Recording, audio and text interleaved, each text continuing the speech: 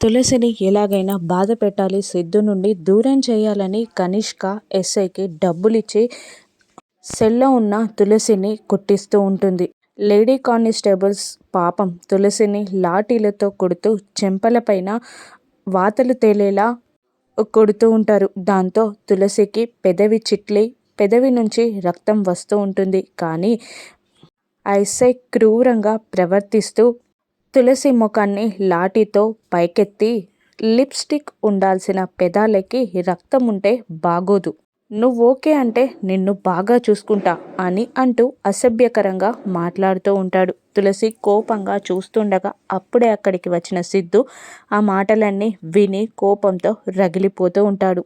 ఆ తర్వాత బయట కనిపించిన ఎస్ఐకి ముసుగు వేసి సిద్ధు ఆ ఎస్ఐని కుక్కను కొట్టినట్టు లాఠీతో కొడుతూ తన కారుకేసి ఆ ఎస్ఐ తలని పగలగొట్టేస్తూ ఉంటాడు. తులసికి సిద్ధు బెయిల్ ఇప్పించగలడా? తనని కొట్టింది సిద్ధు అని ఎస్ఐ కనుక్కుంటాడా? రానున్న ఎపిసోడ్లో చూద్దాం. Thank you for watching.